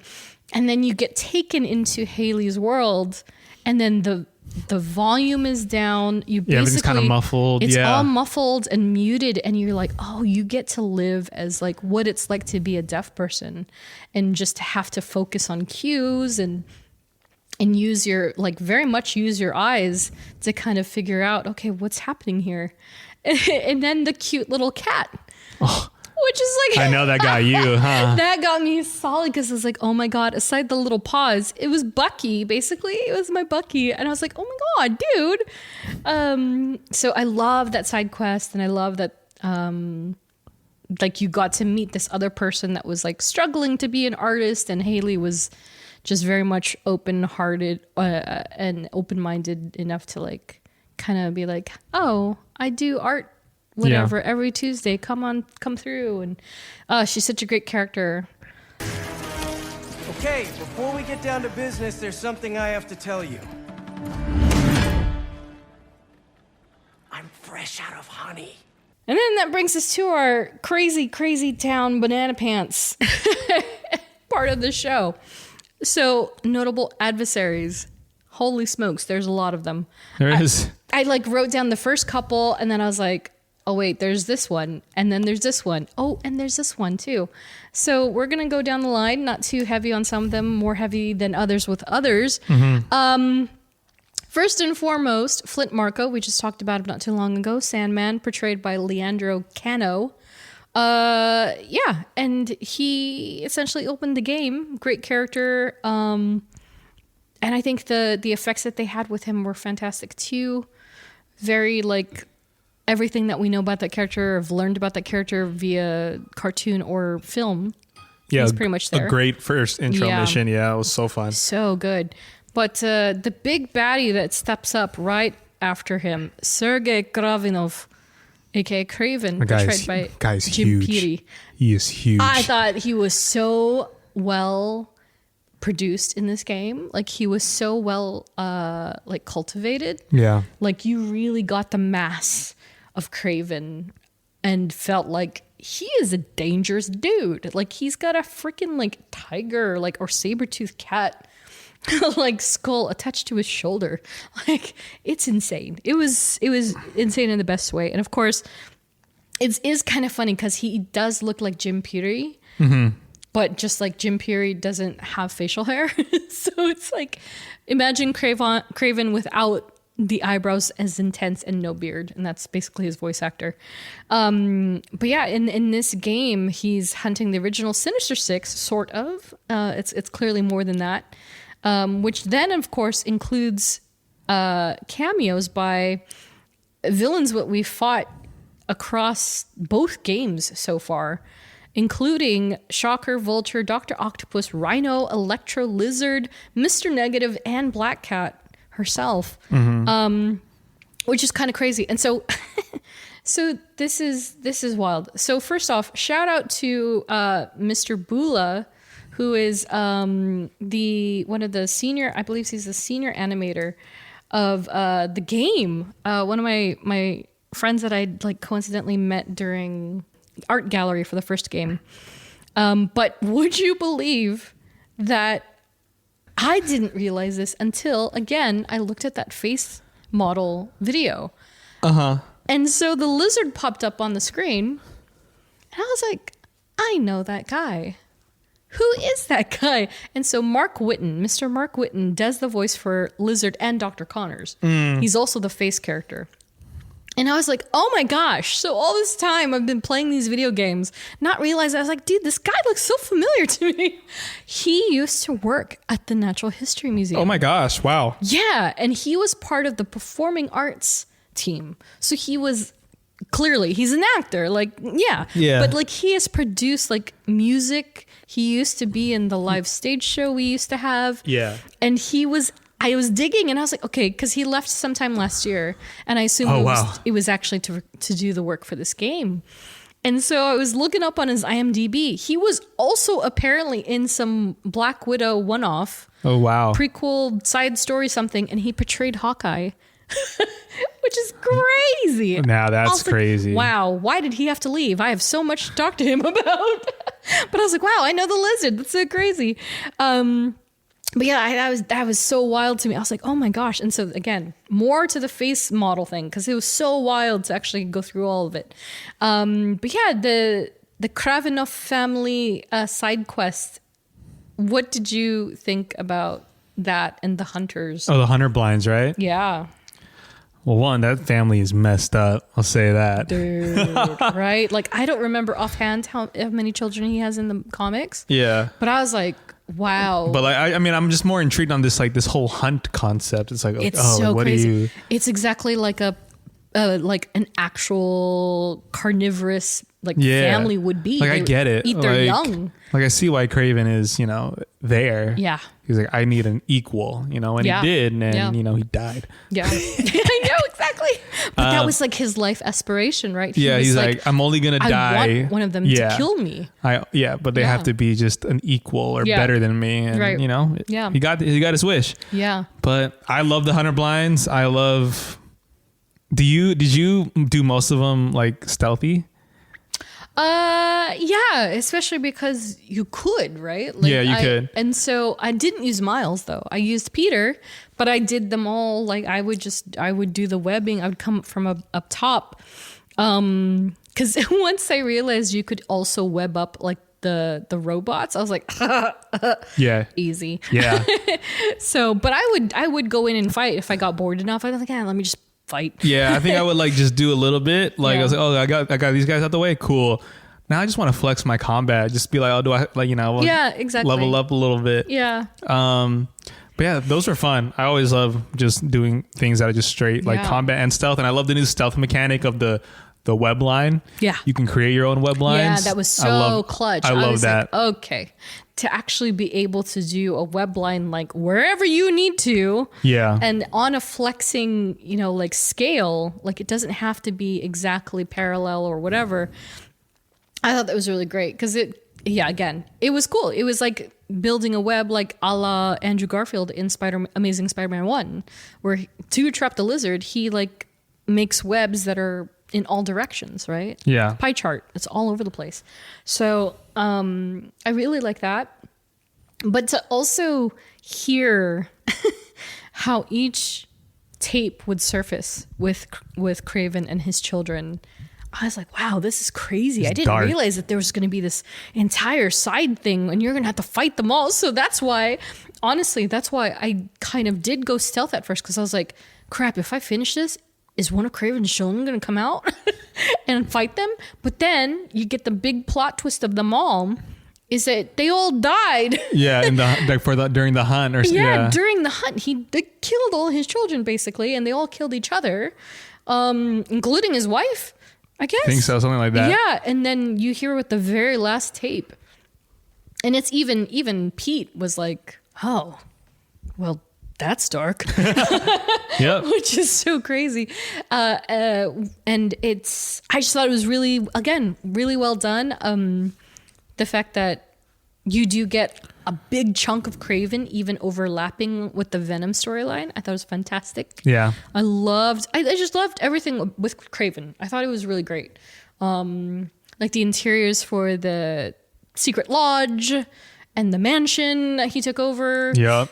It was great. It was really well done. And then of course how he brings in, Martin Lee again. Yeah, really freaking crazy. And then of course, other appearances include Grizzly, Prowler, Tombstone, Taskmaster. Was Taskmaster in it? He was in it for a second, right?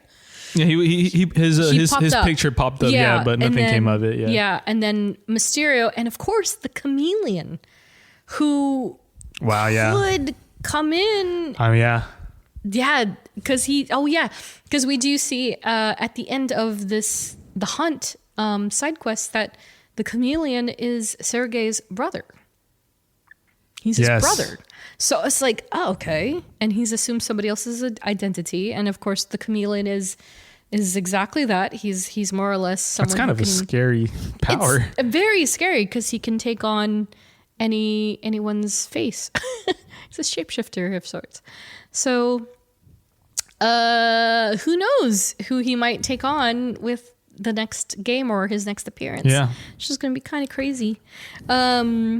But yeah, so Mysterio, as we previously mentioned, Quentin Beck, portrayed by Noshir Dalal, both voice and face as well.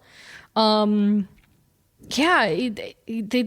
kind of wrapped him up neat and tight.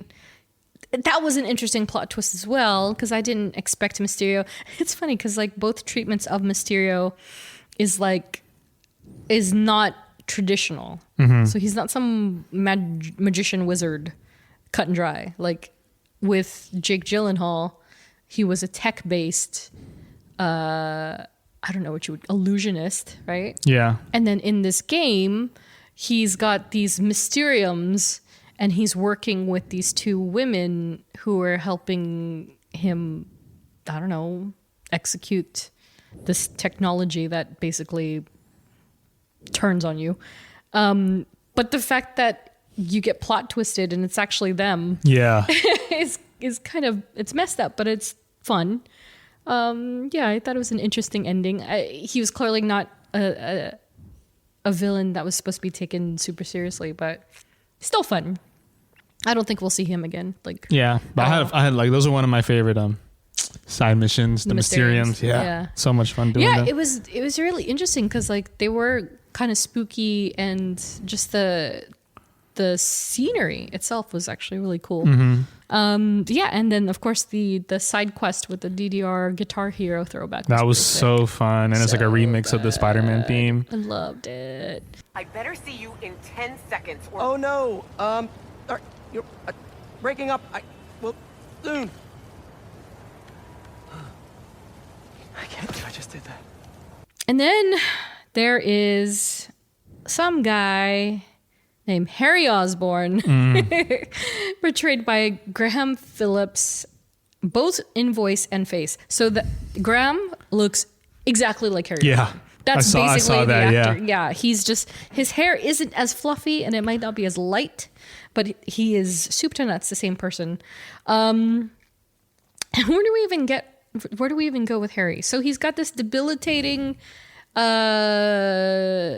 sort of disease. I think it's like a cancer type thing. Kind of. It felt like a cancer, and maybe like a close diagnosis would maybe be MS, because he was starting to lose mobility a bit, and he just wasn't great. And then Norman concocts this goo somehow, this material that he took. What did he explains it?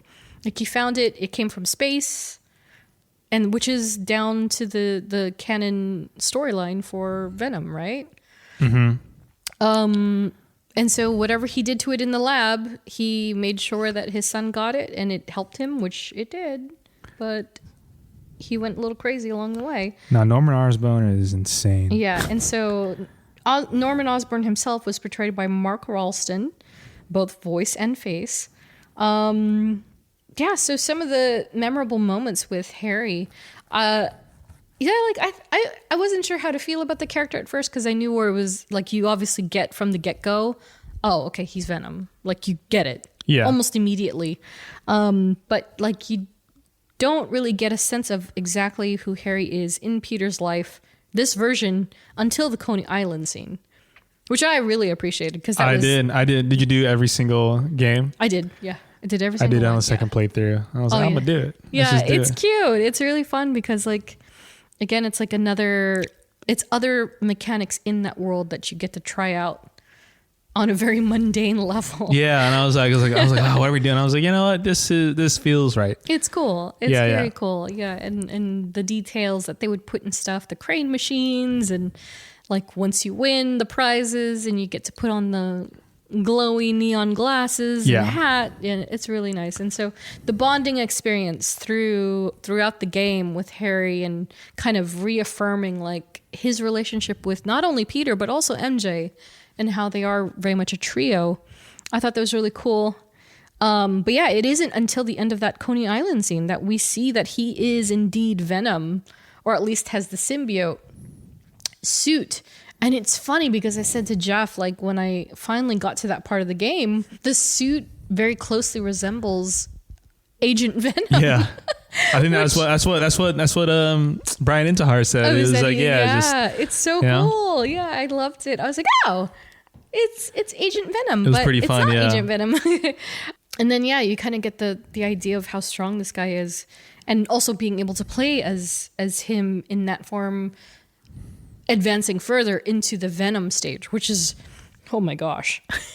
And it's kind of like you said, well, before we get there, it's kind of like you said about the borrowing the suit thing, right? Like, you're like, okay, well, Pete's going to get the suit eventually. And then when he finally gets a suit, you do kind of get put in a morally gray area. No, I for sure was. I was like, ooh. Yeah, where it feels bad that you have it, because Peter's dialogue is quite literally reflecting on the fact that Harry is dying when he doesn't have the symbiote. Exactly, on. yeah.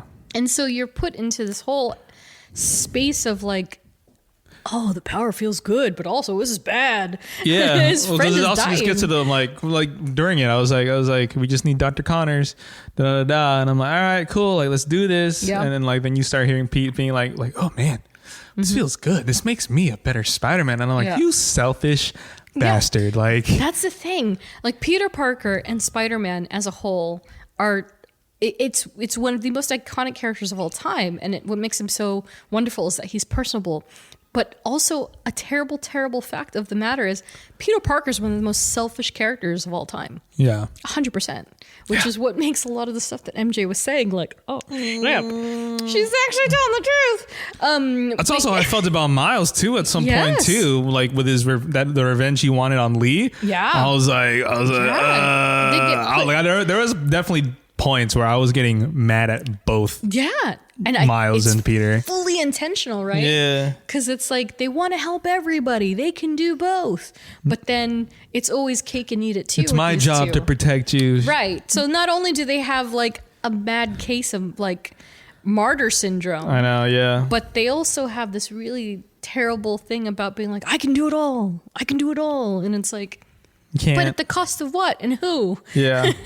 And again, it's because they want to do it all. It's Yeah. because they feel that they can. So yeah, doubling back to the lizard point, for instance, like the fact that they go after, like, of course, like who did it? Was it Venom? Was Venom's the one that, no, Kraven.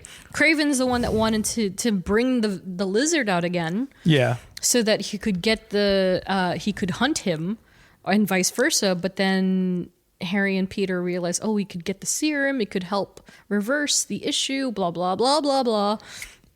And so it's Peter kind of started with like, I got to do this for the lizard. I got to do. But then you realize it's like, no, it's because he likes the power and he Yeah. likes realizing like, I'm a better Spider-Man. Yeah. Oh, this is cool. And yeah, like to your point with Martin Lee and the whole suite of things that happen between Miles pursuing Martin Lee and how it turned less about, I have to get him because Kraven's going to get him, but more of like, I have to get him because he killed my dad. Yeah. And it's like, oh man, like it's kind of one of those situations of what would you do? Yeah. What would you do, right? Yeah. In their situation. It's like, okay, Pete, the fact that he still had trouble giving it back. So crazy. Dude, it to was me. so bad. It's I so was just crazy. like, ugh, I might play it later tonight. We'll see. Ugh, gosh. Yeah. Eye roll. Yeah, because Miles rises to the occasion and he is the Spider-Man that we believe him to be, because when he's got the power to kill Martin Lee, to quite literally kill Martin Lee, he does not do it. Oh, what a loser. Big L, Miles. He actually leaves him be, and then he does the smarter thing, which is to get the guy out so he can actually hopefully help everybody. And he does, thankfully. Spider-Man! Jonah, my sunshine! You okay? With Venom then eventually becoming Venom, like full-fledged Venom, where you would finally hear Tony Todd's incredibly like iconic voice take on that one bit where Harry's like, what does he say? He's like, me, Pete? No. Don't you mean we? And Yeah, it's something like that. and I was like, ooh. Yeah, I was like, oh.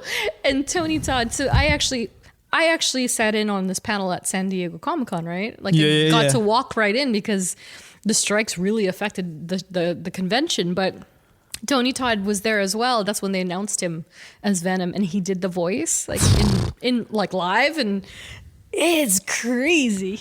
That's his voice. What was your reaction when you were able to play as Venom? Oh, dude, it was so good. It was so good, and I live for those kind of mechanics because like we've mentioned on the show before, like the Avengers game, for instance, right? It had promise. It did not live to any expectations whatsoever. They'll probably never make that money up ever again. Yeah. And one of the biggest, unfortunately, one of the biggest failures is that their Hulk was not nearly as multidimensional as they could have made him be, right? Mm-hmm. He had some cool features and like you could feel the weight on him when you're moving the character, which by the way, he was voiced by Troy Baker, aka Joel Miller. He made him great. He was great. But the character play itself was not what you hoped for. Okay. Really wasn't. And it was more, I found Venom was more like what people wanted as Hulk. So you felt the weight of Venom. You could do certain things. You could feel like when the symbiote could punch through. You felt the power. Yeah, it was really there, which is like kind of awesome. Like between playing as Peter and then having to fight Peter is kind of insane.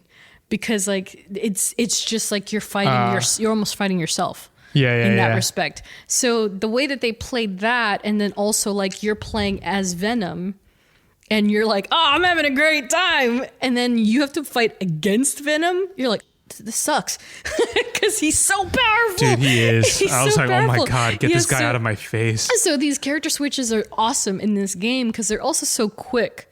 So you get a vibe and you get a sense of having the perspective of each character.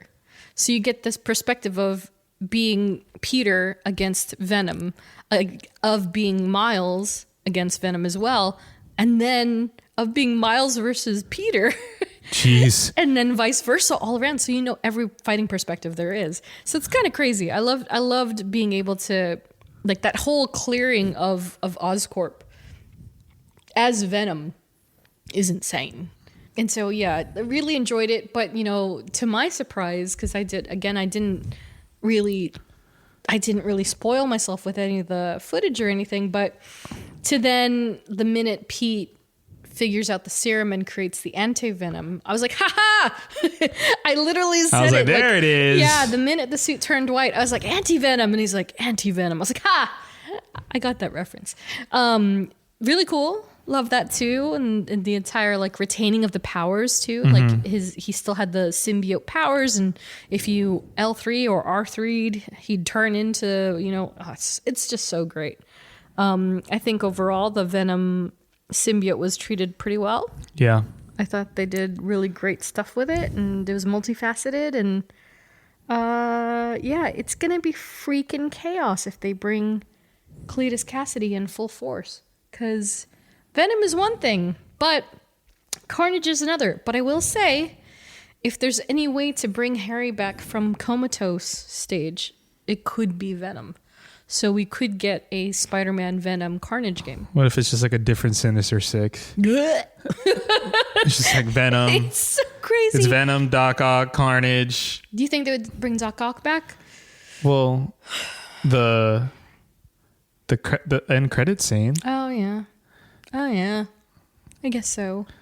Green Goblin. And then Green Goblin, so that's 4. Norman Osborn does say, like, was it Revive Project G Serum? I was like, G Serum? You couldn't come up with a better name than that?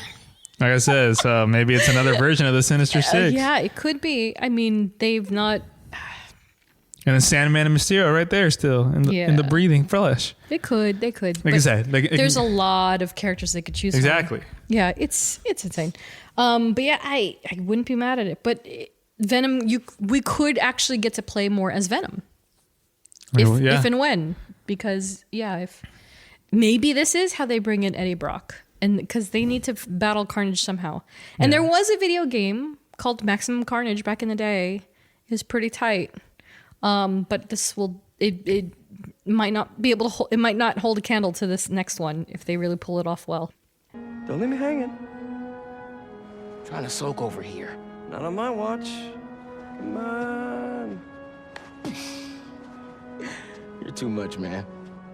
That brings us to other versions and in other media. So I did want to mention that there is indeed a version of the Gamerverse in the comic books designated Earth 1048. So the stories have, they basically have more exposition and context for events that happen in the games, including the Black Cat DLC. So there's a 5-issue story that embellishes more on her taking the microchip and that whole DLC put together, as well as leading up to the point where her condo explodes. And then it's like, to be continued, you got to play the game to learn more. And they've expanded it into the part where they've actually caught up to Spider-Man 2, the game itself. And the first issue was given out as a promo at San Diego Comic-Con and New York Comic-Con. So I got it there. I haven't read it, but I have it. And then it also came as a special bonus if you bought those collection edition of the Wheaties. So yeah, it's good. I'm sure it's fine. And yeah, again, it just embellishes a little bit more on the overall storyline, which is pretty cool. So future of the franchise. Spider-Man 3. Who do you think will be the big baddie? I mean, it has to be Green Goblin. There's a reason you don't there's a reason why you haven't met him yet. Shown Spidey's biggest villain, probably, right? Yeah. That's not, I mean, Venom is up there too, but. Do you think they'll kill Mary Jane? Someone has to die. Someone has to die. Period. Well, no one died in this game, but it left a lot of like fractured relationships. For sure, especially with like Norman Osborn and the Osborns, like the golden child. But damn, if Mary Jane does die, I mean, I know you wouldn't be opposed to it. No, I'm voting for it. That would be devastating though for this Pete, for sure. And that's the thing that makes me think they will not do that. Because he expresses throughout the entire game. And he's already lost Aunt May, do this dude. again. Yeah. He literally says, I can't do Rio this dies. Yeah. So I don't know, but there has to be a big one. There has to be a big one. Yeah. There's just no way around it. So yeah. But I do think the Goblin has to arrive at some point. Yeah. Because that is probably the biggest bad of Spidey. Yeah. That you should probably, and it'd be cool. Like, what if you got to play as him? As Gobby? Yeah. You're on the hover jet, just throwing the boom, bop, bop, bop, bop. That'd be so crazy. Yeah. So you never know. Yeah, I don't know. Maybe. Just as long as Insomniac keeps making these games. Yeah. And they still have the IP, the Spidey IP to make these games, then yes. Like, take as long as you need. Yeah. It's fine with me. Yeah. And I think that there's room for Green Goblin to not only be the Kraven, but if they really wanted to, he could be the Venom. He could have the entire game as the main villain, or he could just be the first half. Yeah. First 2 acts. Great. That'd be great. But yeah, he's definitely coming and he's gonna do some damage because like Jeff said, he's the big baddie. But we shall see what the actual, who the sacrifice ends up being, because Goblin always takes somebody. He always takes somebody. So it's gonna be somebody big. But there's also room for Carnage. There's also room for Miguel. Again, like we said, there's also room for Cindy. So who knows? Maybe they'll actually bring Gwen in. Ha ha ha. No, one can hope. She's too popular. They're like, she doesn't have to be in this one. We'll see. But that would be awesome. So that said, that's the end of the show. Thanks for listening, everybody. So next episode, with the conclusion of Loki Season 2 and the Marvels hitting theaters, we're going to do a combo review episode before the last character study of the year, which is crazy to say, by the way. Crazy. So Monica Rambeau, we're gonna end 2023 with Monica Rambeau, and then we're gonna have ourselves a classic Marvel mashup before the new year, which we'll kick off with a mini Marvel. So that'll be fun. A We Are Groot salute to Robin, Chris, Jenny, Sherry, Claire, Andrea, Laura, Ashley, Tyler, Edgar, Joe, Liz, Nats, Melanie, Andrew, Ariel, Eve, Ed, and Katie. Follow us on social, STRKC and TRST. And if you like what you hear, review, rate, and subscribe or become a Patreon patron. Woo! Once again, thanks for listening. We'll catch y'all in the next one. See you later. Bye. Bye.